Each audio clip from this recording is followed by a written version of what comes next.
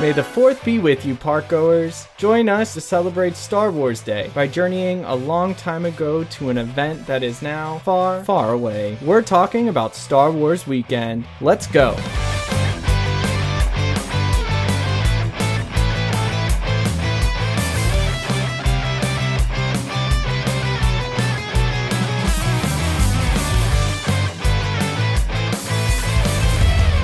Hello and welcome to this episode of Parkgoers Go. You should be like, hello, wow, wow, because it's like a lightsaber.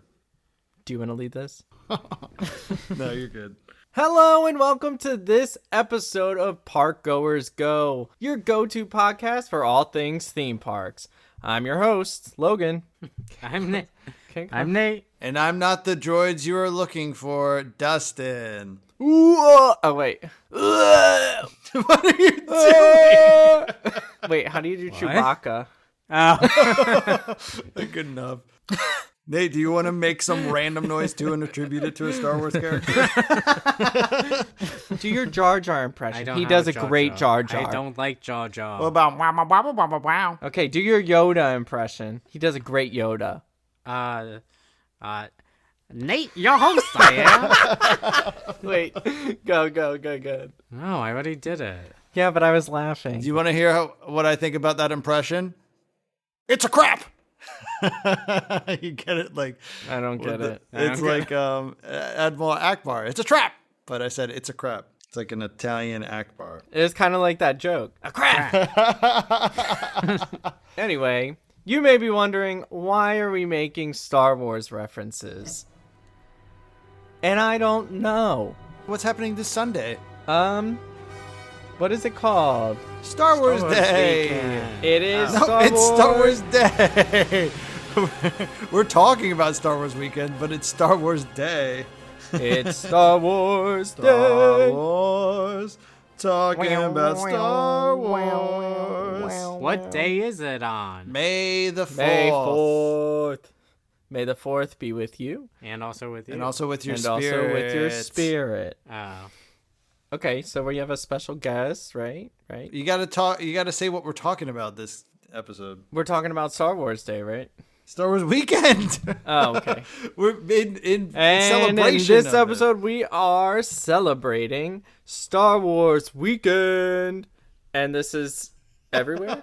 We're not. God. We're It's celebrating May the 4th by talking Oh my about Star Wars God. Weekend. Star Wars Weekend doesn't happen anymore. In this episode, we are talking about so we're talking about Star Wars Weekend. In celebration of Star Wars Day. We're talking about Star Wars Weekend in celebration of Star Wars Day, right?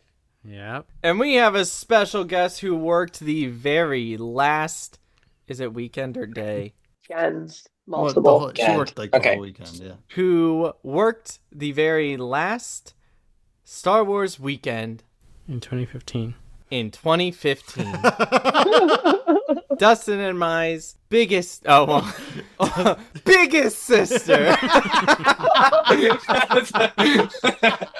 That's what I was gonna say. Like, oh wait. She's our big Dustin sister. and I's oldest sister, Alexis. Thank you for joining us. Thank you for having me. What a great entrance. Why don't you tell us a little bit about your experience? Do you want a little brief rundown of what Star Wars Weekends is? Yes. Star Wars Weekends was multiple weekends. I think it started in May and ended, it might have just been all through May. The weekends, they would open up different shops and have parades specifically for Star Wars. So it was before the Star Wars area now. They would just change different parts into Star Wars at Hollywood Studios only. They'd have a bunch of characters that you'd never seen before, and the Disney characters would mash up. So like Mickey Mouse was also Luke, and he was dressed as a Jedi, and Goofy was Darth Vader. They'd have like dance parties, so like all the Star Wars characters would have dance-offs. My experience was doing merchandise as part of my Disney college program. But your college program had to go throughout June because you couldn't stop working it. It was like a special event, kind of like Mickey's Not So Scary. where you could like put your name into a lottery and they would choose who would go and work at Star Wars weekend. So your schedule would be changed from wherever you usually work to just like a few days. Like I was at Epcot. A few days at Epcot, my weekends would be at Hollywood Studios working at the merchandise shops of Star Wars weekend. That's a pretty big deal. It's a coveted weekend. Oh yes, there's a lot of people signing up for it. People travel for this. Well, they did because it doesn't happen anymore. You want to hear one thing that is very interesting about it is that it was included with park admission. That is true. Thank you. It happened throughout the entire day, and the day ended in a fireworks show. And it was hosted by, at least the year that I worked it was hosted by the guy who did the voice of Obi-Wan Kenobi in one of the animated series. His name is James Arnold Taylor. That's it. Yeah. And he was there. Apparently, he was there through like 2009 to 2015. They have a whole list of just like all the people who were there and like what years they had him there. And like I'm just scanning through them and I'm like, oh my gosh, there's so many. I met Ray Park and the original Boba Fett are two people that walked through my store and I spoke to. Just real quick for everybody who doesn't know who Ray Park is, can you please explain? Oh, he is Darth Maul. For those who don't know who Darth Maul is, can you please explain? He is like the baddie from Insidious, but Star Wars. Oh, that's a good description. Yeah. That's perfect. That's actually really cool. I was looking through some of the special guests. It looks like they had a ton of special guests for like every weekend, basically, that they had. Mm. Particularly Warwick Davis, which would have been amazing to see. Now, Warwick Davis, you look at he's there like almost every time they had a Star Wars weekend. So that's pretty cool. Yeah. Iconic. And then same with Peter Mayhew, who played Chewbacca. And then one that's very interesting is, oh my gosh, what's his name? Jake Lloyd was at a ton of them, which if you don't know who Jake Lloyd is, he played young Anakin Skywalker in the prequels. But it says he was there 2000, 2004, 2005, 2008, and 2012, which I always thought he was one of those people who would, tried to distance himself from the franchise. But that's pretty interesting. But I do see 2015, you had Ian McDiarmid. Oh my gosh. Why does he have to have a complicated last name? The guy who played Palpatine. He was there, apparently, the year that you worked there. Do you remember hearing? Oh my gosh, now I'm just like going down this whole thing. And Frank Oz was there too. Do you remember hearing about these people being there? I remember seeing the list and being excited. However, my shifts were always during the time that you could go and meet people or see the parade. I had a very small window before my shift where I would go and I'd quickly get all the food because I had special Star Wars food everywhere. And then after the shift, at least once, my friends and I stayed, got changed, went back into the park and stayed for fireworks. Oh, that's pretty cool. So just to be clear, you didn't really meet anybody. All right. Well, it was nice having you here for this interview. No, I'm just kidding. Ray Park is actually a pretty cool one. Speaking of Darth Maul, I was reading that they used to have a shopping franchise, like merchandise location that they called Darth Small. Yes, that's why I work. Amazing. Wait, you worked there? Oh, is that I what work you with Darth Maul. Darth Maul. I love that. I think it was like technically three shops, but there was two big ones. There was X-Wing Collectibles, where I was based, and Watto's Grotto. And X-Wing Collectibles was just filled with collectibles, including like the Dooney and Burke bags and art, statues. They even had this, like, I don't know how to describe it. It's almost like a 3D printer sort of situations, but they would take a full body scan of someone and make them into a Star Wars figurine. What? Oh, it's like in Pandora, how they have that Avatar action figure. I was going to bring up the Na'vi. same thing. Yeah, the Na'vi yeah. thing. Yeah. Yeah. That's really cool. Yeah, very similar to that. And then Watto's Grotto is more of like the toys, just like t-shirts and stuff like that, and where you can create your own lightsaber. Oh, the original workshop. Yes, I got to work that occasionally. And they had all of the handles and stuff were based off of different characters. So for a period of time, I knew whose lightsaber it was based off of a handle only. And I was really proud of that, but it was very, very useless information to have outside of Star Wars weekends.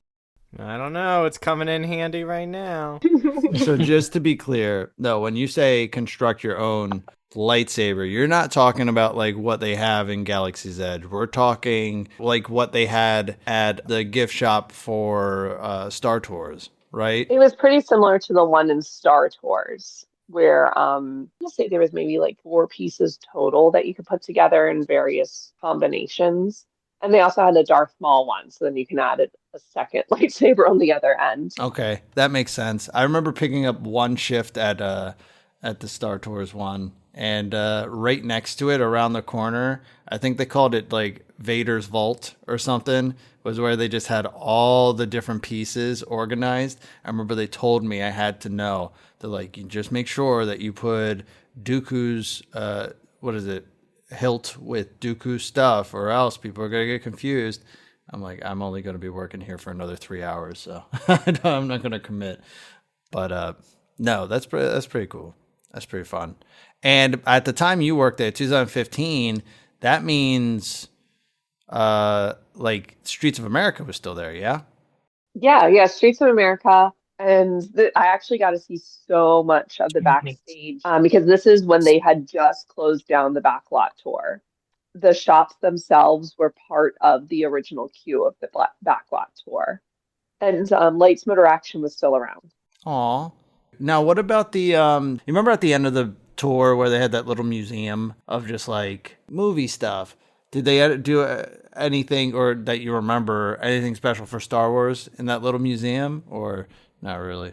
I think it was one of the stores, if I remember properly. Oh, really? That's Yeah. pretty cool. Like our lunch area was kind of close to where they did the that Pearl Harbor scene. Oh, yeah. Yeah. And That's then pretty like cool. the performers had a lunchroom that was the weirdest. I never went into it. Like we were talking to one of them and we leaned in to look, and it was a room that like triggered a distant memory, but I could not recall what it was. It's like a circular room. There was multiple levels, so like everything was circular around. Not a stage, but it was weird, filled with props, random props. Now I'm curious to see what memory this triggered. Right? I've tried looking it up. I can't figure it Mm. out. Yeah. Do you think it's potentially where the Honey I Shrunk the Kids section of the backlot tour used to be? You know what I'm Are you referring talking about to? the playground? No, no. So the backlot tour used to be like an hour long, or like it used to be like a commitment, like a huge part of the day. And at one point, there was an indoor section where there was this giant bee and a blue screen behind it, and they get like 2 kid volunteers to come in, and then they'd pretend like they were on the bee, and then they'd show it in a camera, and then the camera made it look like they were flying. I don't have any memory of this except for watching videos, but maybe you have a memory of this? I don't know. All of working Star Tours, like besides all of the really amazing Star Wars stuff, was also just a blast from the past because we hadn't been to Florida for like 7 years. And then we all went as a family, and then I immediately signed up for the Disney College program. So I can't remember if we did no, we did the backlot tour one last time. But I got to all of Hollywood Studios, at least at the time, to get from point A to point B in the back lot, you can grab a bike. And I remember grabbing a bike to go from the back lot area to the front. And I passed the Disaster Canyon area because it Oh, was still there, it's just not operational. And the tunnel that used to be the costuming, I got to go through that. I remember it was going through that tunnel was the first time I heard that Lindsay Lohan was going to star in a Herbie the Love Bug reboot. And that's a very fond memory for me. But no, that's really cool, and I'm super jealous. I know there's been some stories about people who work at Hollywood studios, and they're like, "Yeah, they gave me an office, and I knew it looked familiar, but and then when I started asking about it, it was because my office was in the old animation studio that they had, and that I saw it in a weekend special where they were talking about it, and I'm like, Oh, stop wow. talking. You know what I mean? Like, you're making me too jealous. But yeah, let's chat about what made Star Wars Weekend super unique. Which at the time it was really like the big kind of get together of Star Wars fans. Now, mind you, there were conventions all throughout this time that all these people who were in Star Wars would go to, and, you know, sign autographs. But this was kind of the mecca of it because you had the rides there and the characters, you had licensing agreements with Disney.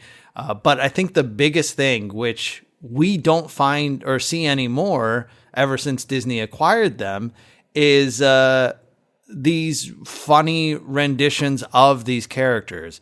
Because as you said earlier, it was like you saw Mickey dressed up like a Jedi. You saw Goofy as Darth Vader. But also digging even deeper, if you look at some of the shows, you see Darth Vader like breakdancing. And that's something that I feel like with this whole character integrity thing that has been pushed forward, we're not likely to see, you know, again. So, yeah, can you talk a little bit toward that and your experience with all this kind of just looseness with the intellectual property? Oh yeah. It's such a Star Wars Weekends is just so silly and fun. Um, and throughout the parks you would find like what you said, Mickey dressed up, and he wasn't just like a Jedi, he was Luke.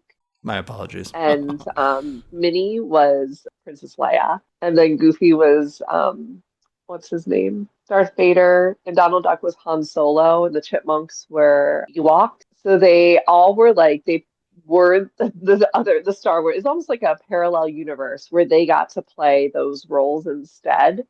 And they would be like and those characters too would also be meeting in the park. Like you could meet I mean, you can meet an Anakin Skywalker and then, like, a few minutes later, go meet Darth Vader. Padme was also a person you could meet. Even the animated series had characters that you could meet. I think a few of them have made it into the new Star Wars areas. So there's the more exclusive to Star Wars weekends would have been Mickey as Luke. I remember knowing at one point, I think it was like the last Star Wars weekends because they were shutting everything down and they were talking about the expansion.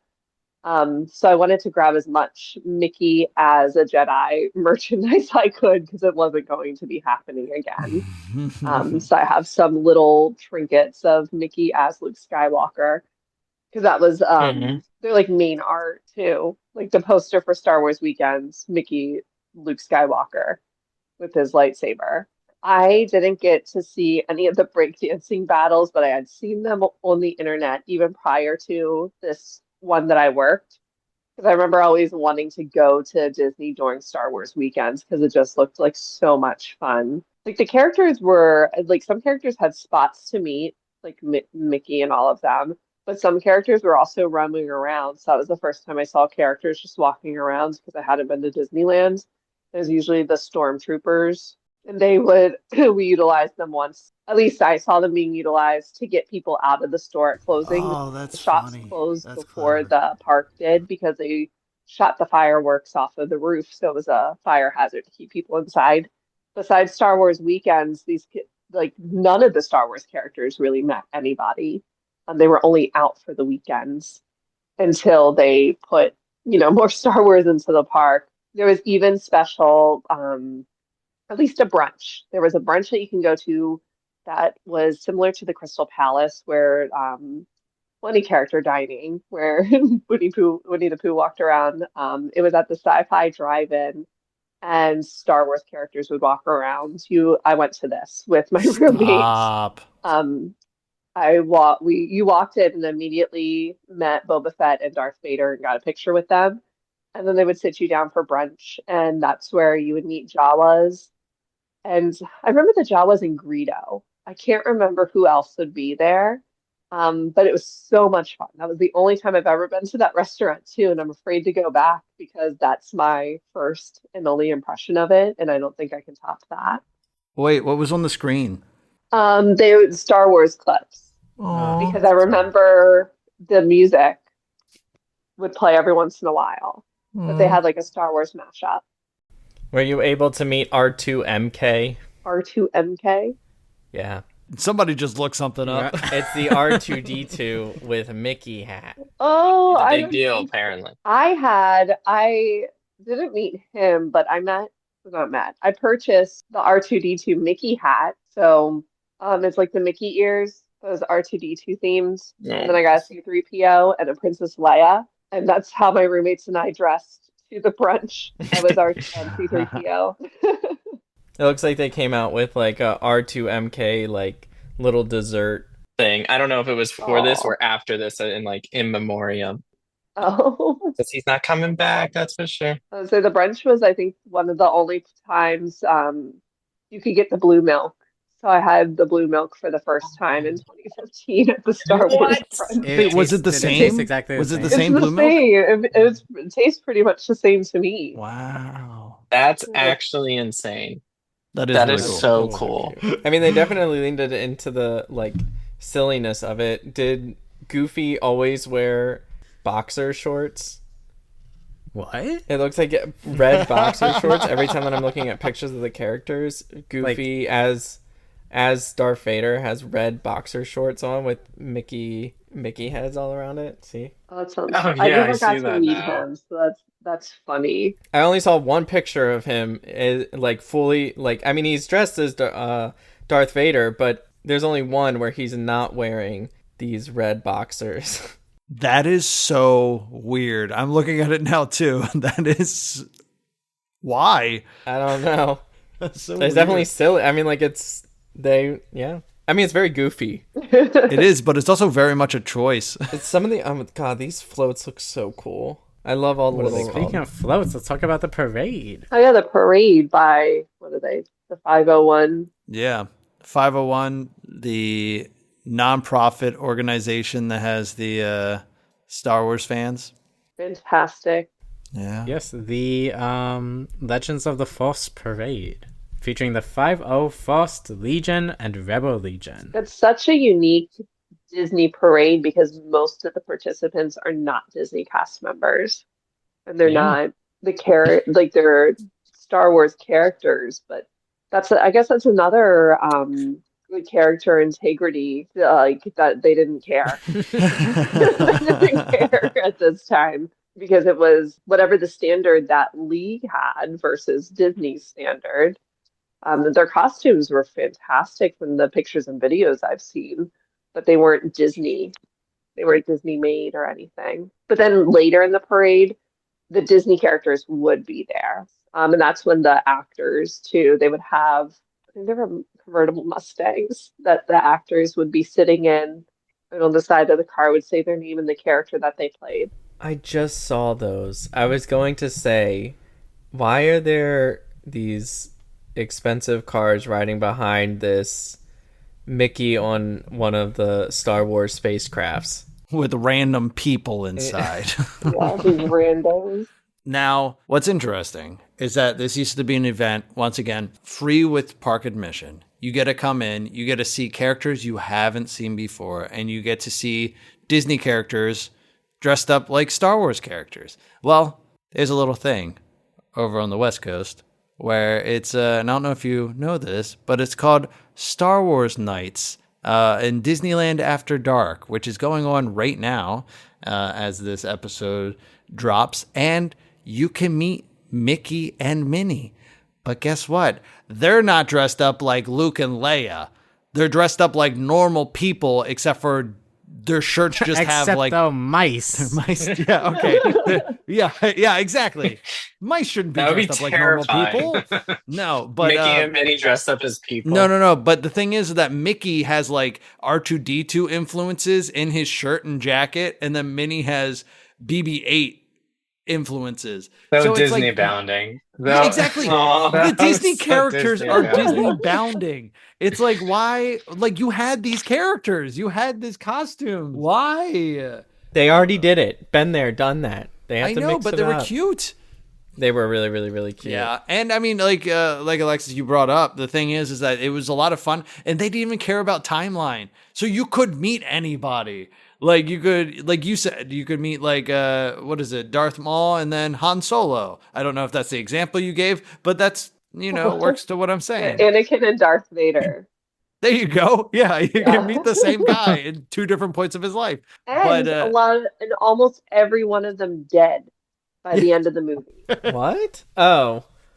thought you meant you can meet them dead as well. At every the point of their craze? lives. Birth, Anakin, Darth Vader, death. You go up to the pyre of Darth Vader. So, Alexis, do you have any fun stories or fun facts? Yeah. I want to hear ones about Star Wars weekends, though, right? No, actually about cats. Oh, absolutely. I have 3. No, Cats the musical. I'm sorry, he didn't clarify. I actually have never seen it. You only have 3 fun facts about cats? No, I have 3 cats and endless amounts. And they each have 1,000 fun facts. They each have 1,000 fun facts each. But anyway, I digress. Alexis, do you have any other fun stories or fun facts about Star Wars weekend? Yeah, the Star Wars weekend that I worked was the first time that they put out a piece of merchandise for the Force Awakens movie, and actually bought one of the shirts, and it's just of the Stormtrooper, because the Stormtrooper had a bit of a redesign. Don't know where that falls in Star Wars lore, because I prefer Star Trek. What? Wait, I'm sorry. We just spent this whole time talking about Star Wars weekend, and then you dropped Too much. that. Trekkie? Okay. I like Star Trek more.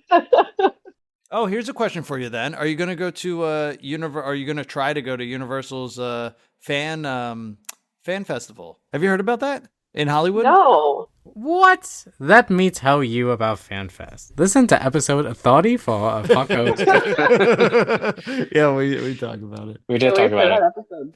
Here's a fun story. I was walking backstage in Hollywood Studios for the first time because I parked in the cast member parking, walked through the building to get into the backstage, looked to my right, and there was Darth Maul just sitting there, like eating a sandwich. That was really funny. And then another time, a Darth Maul actor from the Darth Maul, like, he can't take off any part of his costume because it's face paint. So he's just straight up full Darth Maul in the back. Broke one of the water coolers and said, "The Force must be too strong with me," and then walked away. Oh my god. What a great... That's a great actor right there. Did he say it like Darth Maul, or was he just like, well, I guess it's too strong with me? Exactly that. He even knows. What's the difference? True Star Wars fans all around here. I feel. Did you say hi to him when you were walking by, or do you just act casually? I acted casually because he was far enough away that if I said hi, it would just be weird. Like, I will say, I think Star Wars Weekends, though, is probably one of my favorite moments in my Disney College program. I met so many people. Like, some people I'm still friends with today. And, like, even a future roommate I met working at Star Wars Weekends. So it was a big moment in my life. Great networking event. Yeah, a great It's funny because while you were saying that, I automatically thought of Star Wars characters. So where you're like, I made so many friends, even a future roommate. I'm like, which one? Darth Vader. Darth Vader, you don't remember? Well, thank you so much for coming on to tell us all about Star Wars Weekend. I feel I really didn't read appreciate it. it. Like, the host really wanted me here to talk about something he was really interested in. Yeah, about this topic that may or may not still be going on everywhere or in one location. And guess what? Now I know. And that it ended in 2015. And it's not the thing that happens in Disneyland that I thought what we were talking about. But it's fine. We made it. Yeah, I feel Privileged to be able to speak and say that I'm related to someone who worked one of the last weekends of Star Wars Weekend. Thank you for joining us. I do also like how Alexis is like, let's talk about Star Wars Weekend, and then we start talking. She's like, I didn't see any of the shows. I didn't meet any of the people. I don't even like Star Wars. I like Star Trek. everything that I'm reading, I don't even know. I digress. It's like, and we hope you enjoyed this episode of Parkgoers Go, and we'll see you at the park. Wow. Wow.